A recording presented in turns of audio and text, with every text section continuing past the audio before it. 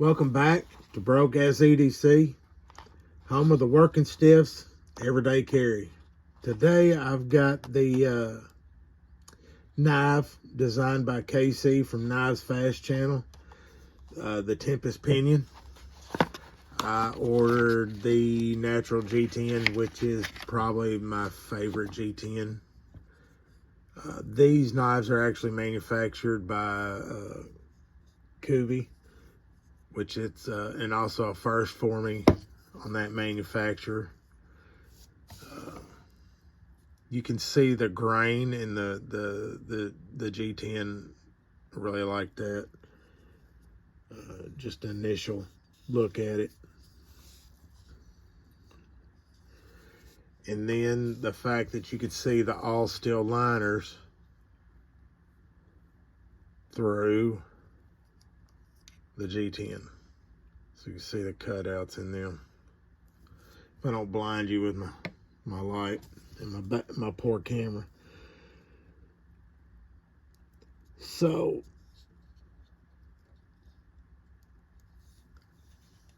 looking at it, I mean, it's carried center. I've done a lot of flicking with it and then just working, just trying to get to know it. I'm not a big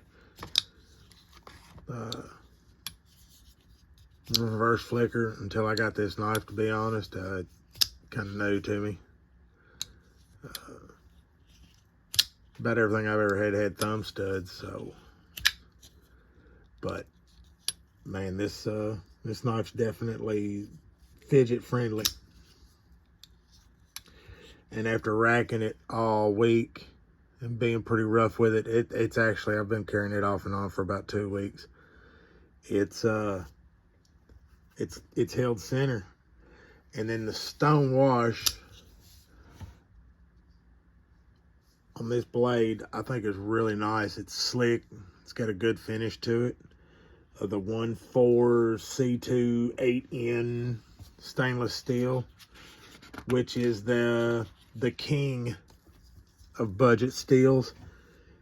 And you know, like it says in the thing, I'm a novice at some of this, so you know, I've been researching the steel some, just trying to get an idea of it. And I mean, reading about this steel, I don't see why you would really worry about going that.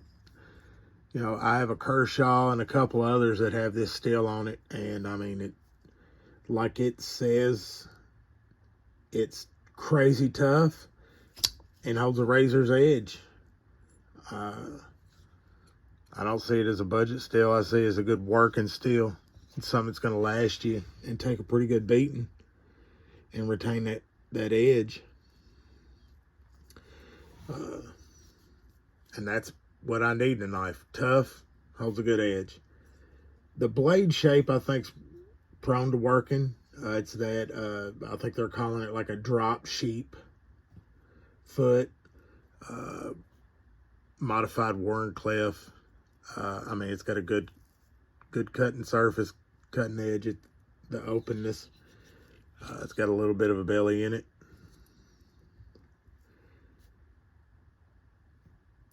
And I mean, the blade looks good, cuts even better. So at 4.5 inches closed, I'd call it a mid-sized knife, weighing in at like 3.6 ounces, I think it is. It's a pretty light carry. I mean, it's I always wear a belt. So it'll hold cargo shorts, and it rides pretty well.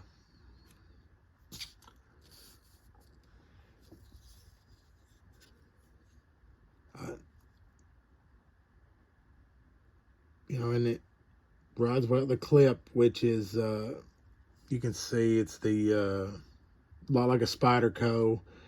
It's identical. I think some of the replacement clips you can get, the Lynch Spyderco replacement. There's some other things I've looked on some websites because I'm not a real big fan of it. Kind of the paper clip out of your pocket. I'm not a big Spyderco fan by no means, but a solid clip would probably be a long-term goal on this. I mean, no hardware changes. It comes with the titanium hardware. They're all the same Torx head, I think, T8. And not to mention the pivot, which is captured. I mean, it's not free spinning like you see on a lot of other knives when you try to work on them. And then something I really liked about this, because I've got a little bit of a thing for cars, like most of us out there. The pivot has that kind of spoked wheel pattern in it, and it kind of has that sleek car look to it if you kind of see it.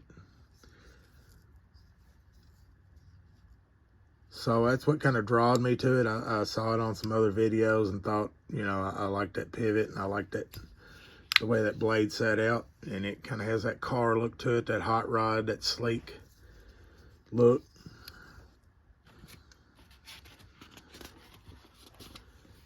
The ergo on this knife, I mean, pretty good for a big hand. I can get all four on it. One thing I would probably like, if I was going to do some real big heavy cutting, I'd like some jipping up there. I was kind of like some feedback on top of that. You can choke up on this pretty well if you want to get into the precise cuts, and I don't feel like my blade is rubbing my finger there. So when you get on it good, because it's got a nice area there where it slims up, and which we won't have no problem sharpening it, because it's giving you enough room to get in there, and you're not going to get caught on the old thumb stud. I mean, overall, it's a very clean looking knife. Not very much hardware to be to snag on. It's real clean. It gets some attention because it's something different in a sea of lookalikes. I mean, it's just a little bit different that people catch on it. And I think I picked it up for right at $70. I think there's some blue on the site still in the G10, and I want to say there was a little bit of these G. I thought he had said the other day they were out, but I think there might be a couple back on there.